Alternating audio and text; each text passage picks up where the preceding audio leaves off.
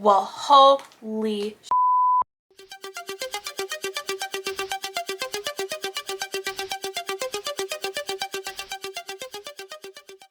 hello, my friends. This is a very special video. Very unexpected.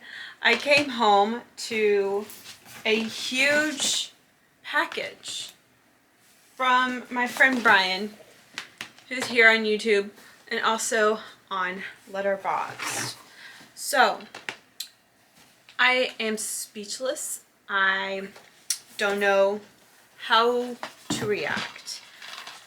So, I thought we got another physical media haul here on my channel. I'm gonna share it with you guys.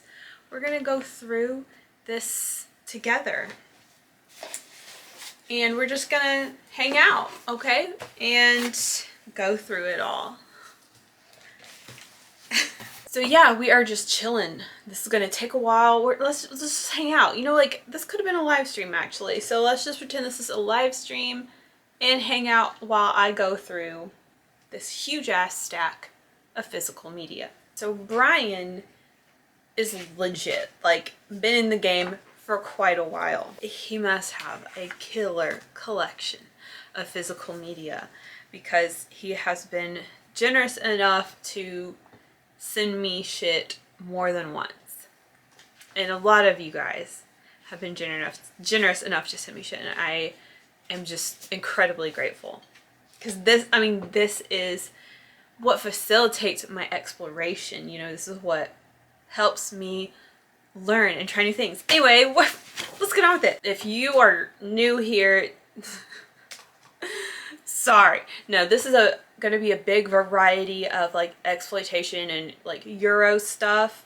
A lot of stuff I haven't heard of either. So if you're looking for like a conventional horror movie haul, this is not the video for you. But I do hope you'll hang out. First, we'll start off with this. This is a well-known title. This is a crazy packaging for The Wicker Man, and this is the original Wicker Man, which I haven't seen. 1973, it seems. I haven't seen the original or the remake, and now I have them both, so I need to get on that. But this is like a crazy wooden little box, and then the inside just looks like, good job. Sorry, Minnie. The inside just looks like this. I've never seen anything like that. And it also has the Wicker Man like on every side. Really freaking cool. And this movie's been brought up a lot lately for some reason, so I need to get on that. So first, let's start with these Blu-rays. We got these two films, X-Ray and Schizoid. I see that Schizoid does have Klaus Kinski. I don't know anything about this. I don't know what to expect, but it appears that these are two early 80s films. So the tagline here for X-Ray is "The Checkup That Became a Nightmare." So that sounds fun. And this is the alternate cover here. Next, I feel kind of like maybe I should have heard of this, but I haven't. This is Maniac Cop with Tom Atkins and Bruce Campbell. It looks pretty fun. This is a Synapse Films release, and it's a 1988 movie. I don't know, it looks really goofy. You have the right to remain silent forever. Okay, next is Dirty Mary, Crazy Larry, and Race with the Devil. Two films I've never heard of, and I don't know. Okay, they're 70s movies, but they appear to be some fun exploitation. Next is Count Yorga, Vampire, from 1970. Never heard of it, but I love a good 70s vampire film. It even comes with a little informational booklet, and I do really like this art here on the back. And next is The Return of Count Yorga, 1971. I'm feeling optimistic. This is a good time period. And I really dig these vampire films. It's just a mood. Frankenstein Created Woman. 1967, okay. Don't know a thing, and I am not permitted to know a thing either, because apparently there are too many spoilers in this back paragraph, but most of the time I do avoid reading those paragraphs anyway. The House That Screamed. This is a title I have heard about. It comes up from time to time. Of course, this is an awesome name for a movie. So I'm looking forward to finally watching this. This is a 1971 release, and I think he said in his notes that this is a Spanish film. Let's take a look at that disc. Have you seen The Whip and the Body? Katie, have you seen The Whip and the Body? Well, guess what? I finally am going to. A Mario Bava film from 1963. Ooh, the first 3 words on the back are steeped in sadomasochism, so it should be fun. That's all for the Blu-rays. I am feeling freaking fancy, okay? Now, why don't we take a brief intermission to look at some of these flyers that Brian sent as well. These are like some Blue Underground sort of promotional thingies. I don't know, these things are kind of weird, honestly, because it's kind of like a poster, but it's not, because it's like a mini catalog, but it's on cardstock. It's kind of weird. The 3 films that defined the genre, which are Daughters of Darkness, Baba Yaga, and Vampires. I'm really thankful for Blue Underground. They were out there trying to bring movies to the people. The Bird with the Crystal Plumage. Just kidding, just kidding. The Blind Dead has been coming up a lot, and I've never seen any of the Blind Dead movies, but I'm pretty sure God wants me to. Castellari, the man who has had enough. God bless Jess Franco. Do people say Jess Franco or Jess Franco? Franco just seems easier. And these are like early days of DVDs, man. I mean, they have all the prices. They're priced at $20 a pop, which, I mean, it's not that different from today, but I think it's easier to grab like a $10 DVD today. And finally, we got this. I don't even know what movie this is supposed to be from, but there's some nice Giallo titles in here, including Forbidden Photos of Labor Suspicion. I don't know, like these could maybe be little posters or something on the wall. That concludes our intermission. Let's get back to the stack. The Church. Okay, this may be the only film in this stack which I have seen. Now, when I watched it, your girl did not like it, but I have only seen it once, and I know everyone freaking loves it. And I remember it just like pissing me off for some reason. But I know it's a freaking classic. So since it is in my hands, I'll give it another try. The Toolbox Murders. Is this inspired by that real true crime case? Anyway, this is a 1977 movie. Is it focused? It's described as an exploitation sickie. So, I don't know. It seems kind of cool. I hope it is. What if I'm saying that and then I, like, am traumatized by it? Next. Boris Karloff in Targets. I have no idea what this is. 1968? I'm utterly clueless. It looks like a boy movie, but we will see. Maybe Zach will like it. The Omega Man. Charlton Heston, the last man alive, is not alone. Well, that sounds fun. What is this? 1971. Okay. It's based on I Am Legend or something. Okay, cool. That'll be fun. This was maybe like one of the most random things in this stack. Hot Fuzz. But it's compared down here to Shaun of the Dead. Never heard of it. Or if I did, it was 20 years ago or something when I heard of it. So yeah, it kind of looks like some sort of action comedy. I don't know. Oh, looks like I have no choice but to watch Mother of Tears. I always figured I'd get to it eventually, but, you know, again, now it's in my hands. Look how 2000s this cover is. Have you guys seen Mother of Tears? What do you think? Let us know down below. The Mummy. I guess this is a Hammer film because it has Peter Cushing and Christopher Lee. I'm already excited looking at these pictures. It just seems very classic, very cozy, and like fundamental. It looks fundamental. Dated 1959. Brian has really helped me with my Hammer education because so many of those things you can't find streaming. Like so many of those Christopher Lee films. So yeah, I'm looking forward to that. I have hardly seen any like classic horror. Like I have not even seen any of those Universal monster movies. And Brian is delivering us more vampires. So we have Countess Dracula and the Vampire Lovers. Vampire Lovers sounds really familiar. That might be on my watch list. Oh, that one's described here on the back as absolutely yummy. And then Countess Dracula says, when a voracious vampire vixen discovers that virgin's blood holds a secret to eternal youth, comma, I'll just stop there. I see Peter Cushing is in at least one of these. Ooh! That's gonna be some good shit.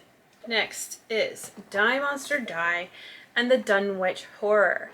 I do love the story, the Dunwich Horror, but I don't even think I've seen any Lovecraft adaptations.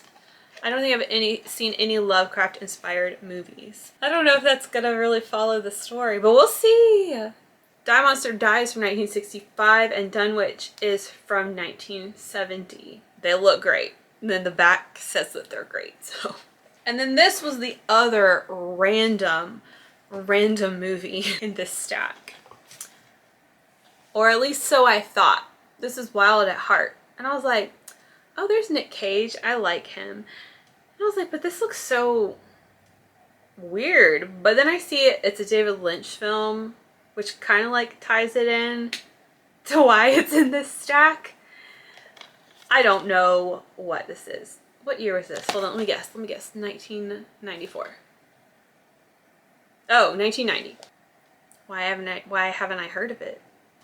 And next, I got The Omen, which I must confess, I am pretty sure I have not seen this. This is the original one, 1976. I'm pretty sure I haven't seen it.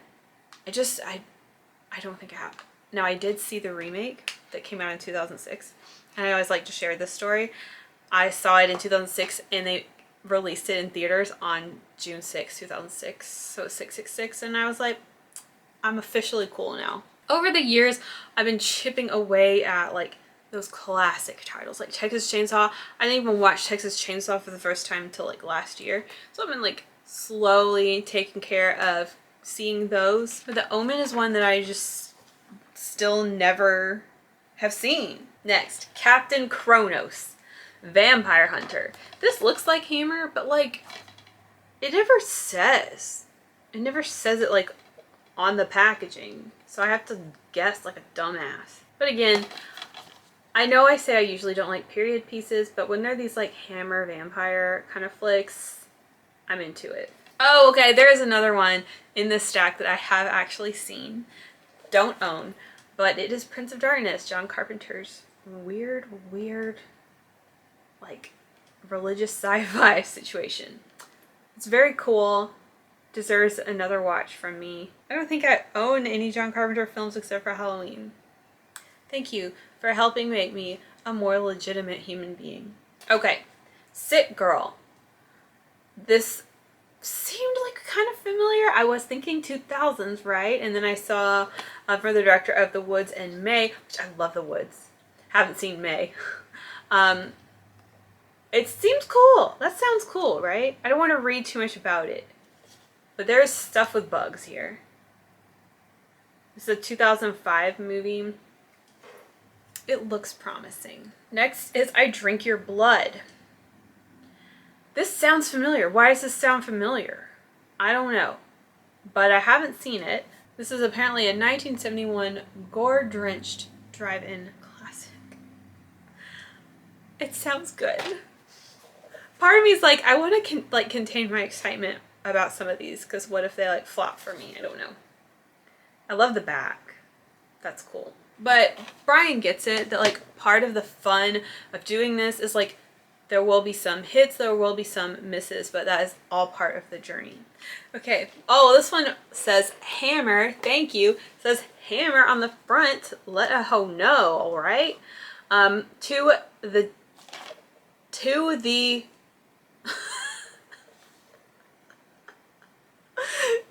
a devil daughter. To the devil a daughter.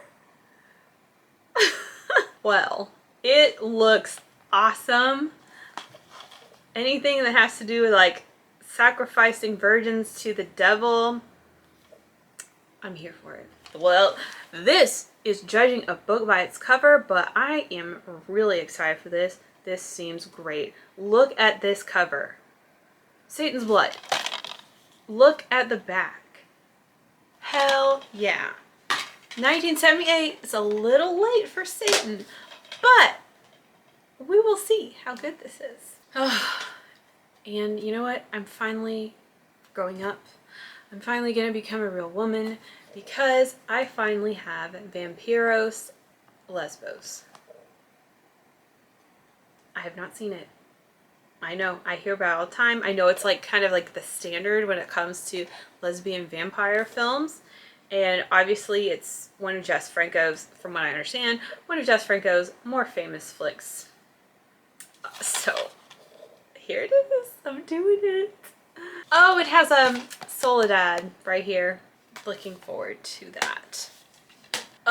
And this package, it was like, I don't know, it was so serendipitous. So for quite a while, every time I'd be like window shopping or thinking about buying something, I always looked for this film because I really, really wanted to see it, but it wasn't streaming anywhere. It wasn't on YouTube anywhere. Like I could never get my hands on it.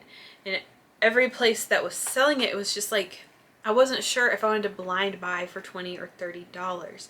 I even, when I was in LA, was talking to vendors at the con that had it, and I would be asking them about this particular film, like trying to decide if I should buy it or not, and ultimately I just kept passing on it.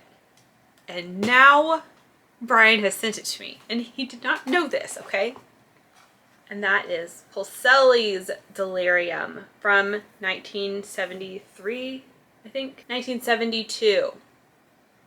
Like, I've even been watching reviews of this movie, trying to decide if I want to buy it. Now, why am I interested in this film? Because Brian did send me Black Magic Rights quite a while ago. And it was one of those movies where at first I was like, ugh. But then I was like, that was kind of good, right? And Delirium has some of the same actors in the film, and I don't know, just I've been very curious about it and just wanting to see it. Straight up curiosity. Now, it appears it's quite a sleazy film, but so is Black Magic Rights. And I've also heard it's like really, really weird, but nobody could tell me I should buy it. Nobody could sway me one way or the other. But I finally have it, and I'm gonna see for myself if it's good. But I really love the bizarre nature of Polselli's work. Oh yes. Next is, well, what seems to be Nunsploitation. I'm excited.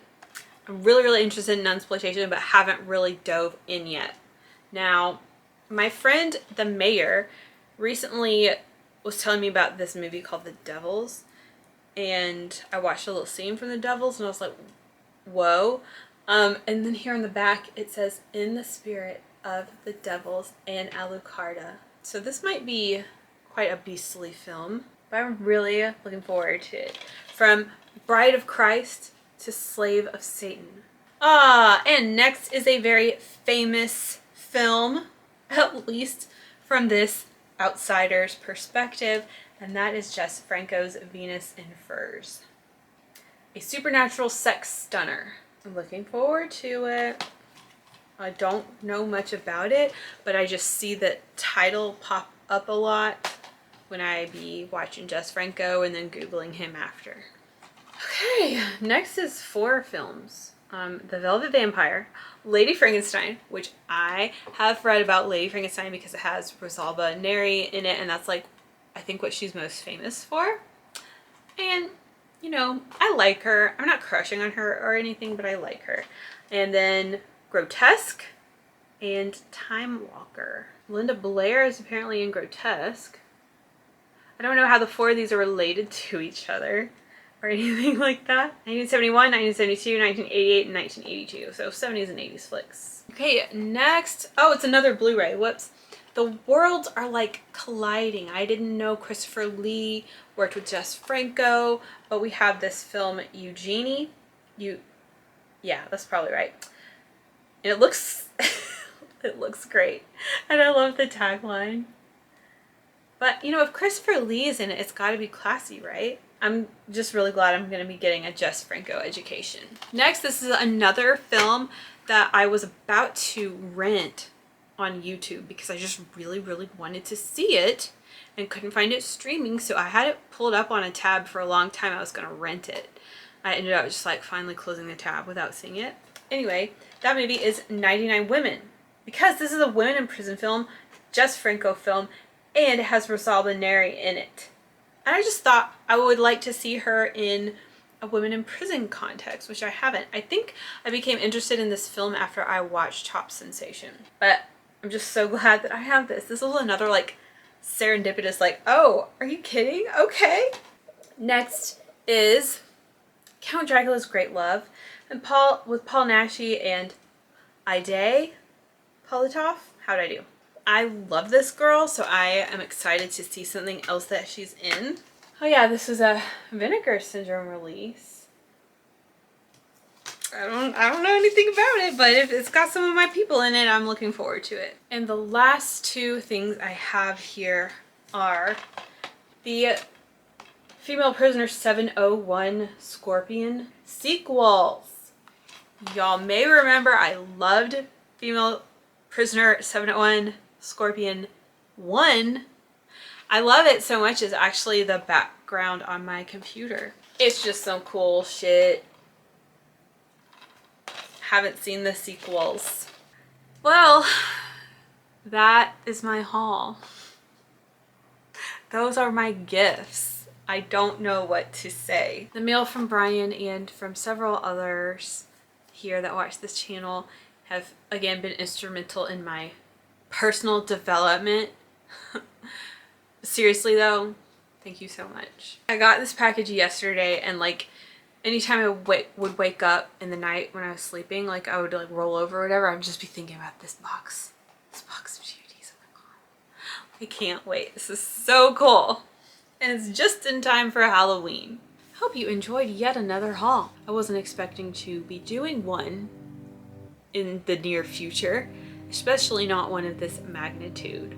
But I am very blessed and very thankful for all of you, not just those of you who send me DVDs. I'm thankful for all of you. Thanks for just being here on my movie watching journey. And I will see you soon, okay? But until then, ciao.